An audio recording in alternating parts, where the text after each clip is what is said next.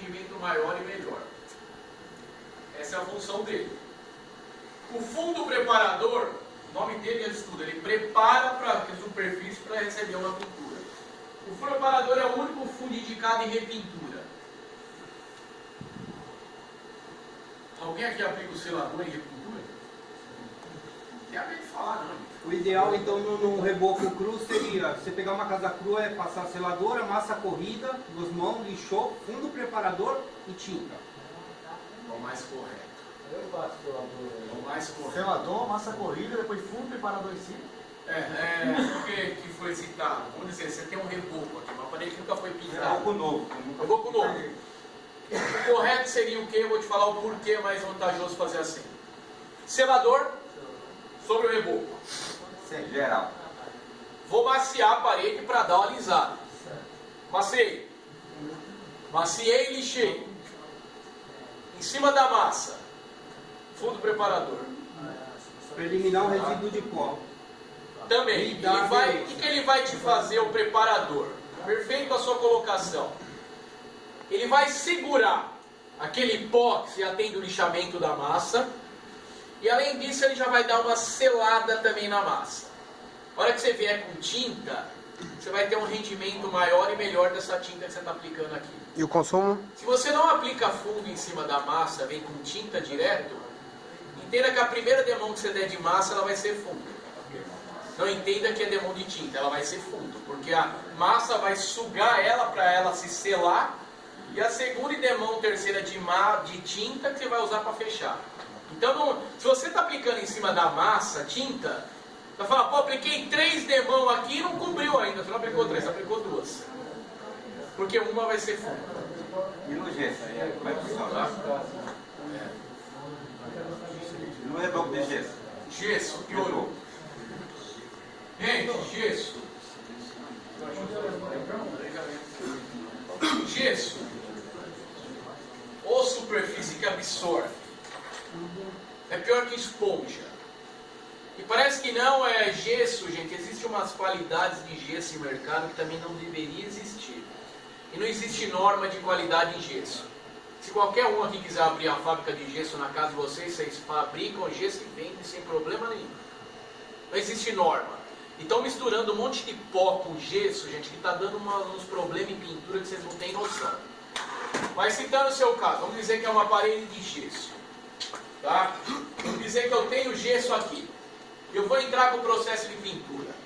Muitas vezes o gesso, você tem que entrar com massa, porque o gesseiro aplica aquele gesso e ele está... Tem que fazer o resultado de massa corrida. Aí você tem que retocar. O que é o certo fazer e qual que é o procedimento sobre gesso? Tá? Aqui está o gesso. Vamos dizer que aqui é gesso. Não tem tinta, não tem nada em cima do gesso. É o gesso cru. Você lixou, tirou o pó. Primeira coisa sobre o gesso. Fundo preparador. Próprio para gesso ou uso mesmo? O fundo preparador, ele é um único, ele é tanto para parede como para gesso. Ele é único. O nome dele é fundo preparador. É ele primeiro. Tá? A partir daí, se você tiver que maciar, aí sim vem a massa. Em cima dele. Em cima dele. Tá? O que eu mando muitas vezes os profissionais tomar cuidado é o seguinte, gente. Fundo preparador, só que você vai ter que passar uma massa e a função dessa massa é só tirar os buracos que o gesseiro deixou aqui. Ondulações. Quando você faz isso, que é aquela massa que só para tirar buraco, você tem que tomar cuidado numa situação. Muitas vezes você aplica a massa aqui, vamos dizer que aqui tem um buraco, aqui ele está alto, aqui tem um buraco, está alto. Onde tem o buraco vai ficar mais camada de massa. Onde está alto, você vai enxergar, tem vezes se você lixar, você enxerga até o gesso. Você não enxerga mais a massa. Ou seja, onde está alto, fica menos camada de massa. Tá? O que eu falo sobre isso? Tem que tomar cuidado, porque a massa corrida, mas lógico que a gente vai ser massa corrida, a gente precisa trabalhando em área interna. É raro pegar alguém que trabalha com massa acrílica em área interna. Tá? É difícil porque ela é muito dura. Mas a massa corrida, se ela ficar em umas camadas muito finas em certos pontos da superfície, a massa corrida, você sabe que a massa corrida em contato com água, ela amolece. A massa corrida em contato com água, quer que seja fabricante, com água ela amolece. Entenda que se ela tiver uma camada muito fina de massa, a hora que você joga a tinta aqui, você está no processo de pintura, a própria tinta, por ela ter água na composição dela, acaba amolecendo a massa nesses pontos. Isso você não enxerga, mas é o que ocorre. A massa amolece nesses pontos que tem camada muito fina dela aqui, e se amoleceu ela vira pó. O pó reflete o que na pintura? Bolha. Aí tem vezes que começa a dar bolha em vários pontos da superfície por causa da camada de massa fina que você usou. O certo em massa, isso está na lata de qualquer que seja o fabricante, é indicado sempre aplicar de 2 a 3 demãos. Por que a gente fala de 2 a 3 demãos? Porque ele vai formar uma camada de massa mais espessa em toda a superfície. Para a hora que essa pintura, essa superfície tem que receber tinta, ela tem a resistência. Então assim, eu sei que faz, é o que mais faz, é o que mais se trabalha em cima de gesso, é camada de massa. Muitas vezes tem ponto que você enxerga o fundo do gesso, tem ponto que você enxerga a massa. É raro dar problema? É como não é, porque depende um pouco também da qualidade do gesso. Tá? Mas eu, como atendo reclamação, é um caso legal que eu tenho que falar com vocês, se for indicação minha, eu já mando tomar muito cuidado em relação a isso. Você alisou a parede, conseguiu acertar ela nessas ondulações, mas você vê que ficou ponto de camadas que a massa está muito fininha, eu indico aplicar outra demão de massa em cima, que é menos risco para você. Tá? Porque se dá problema, gente, ela vai dar, se quer ver uma coisa, ela vai dar a partir da segunda demão que você está entrando com tinta. Aí você deu a primeira demão, beleza. Na hora que você começa a dar a segunda demão, começa a aparecer umas bolhas. Começa aqui, ela aparece aqui, ela aparece aqui. É umas bolhas bem pequenininhas. Aí você corrige da outra demão, ela aparece aqui, ela não para de aparecer. Tá? Isso é reflexo de que embaixo tem alguma coisa errada. Então muitas vezes eu pego é camada de massa fina de massa PVA. Tá? O certo, para não ter esse risco, se você for trabalhar com camada fina de massa, é melhor trabalhar com a massa acrílica. Porque a massa acrílica, mesmo se ela é fina, ela forma uma dura. Na hora que ela seca, ela fica uma pedra. E ela não remove. Tá? Ela é uma resistência, né? Outra coisa, gente, vamos se dizer que você está pintando lá e está dando esses tipos de bolha. Tá?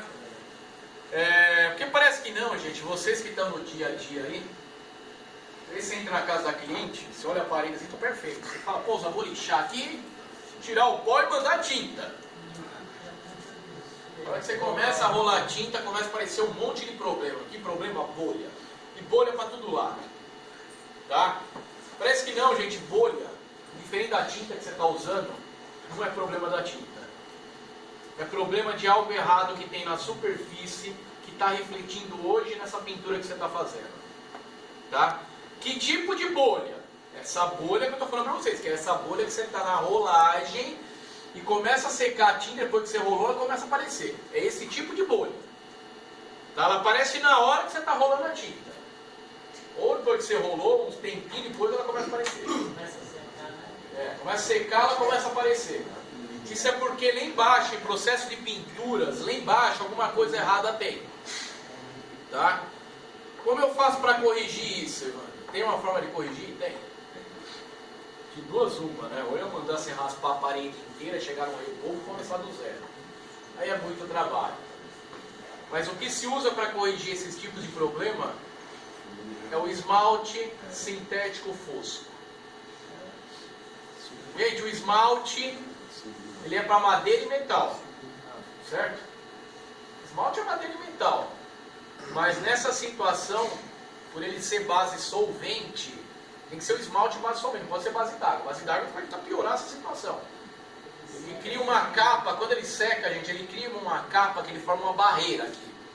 Então a gente indica aplicar o esmalte branco fosco em tudo. Depois, em cima do esmalte, você vem com a tinta que você vai usar, toque de seta, que seja, o fosco, e aplicar tinta sobre ele. Por isso tem que ser o fosco e tem que ser o sintético. Para isolar esses tipos de problema, até vamos dizer da massa fina que se usaram aqui, camada muito fina, e você está aplicando tinta, dando um monte de bolha, também ele te isola. Tá? Também ele te isola. Entendem? Quando vocês pegarem uma situação, e não é raro pegar não, gente, eu que estou no dia a dia, eu já vi cada cliente nascer até cabelo, né, porque de problema. Tá? A solução é esmalte branco fosco. Nesses casos não. E esse tipo de bolha que eu estou falando para vocês é naquela situação, você está rolando a tinta, a hora que ela começa a secar ela aparece. Aí você, uma ou outra aparecer, gente, é normal. Aí você vai lá, corrige.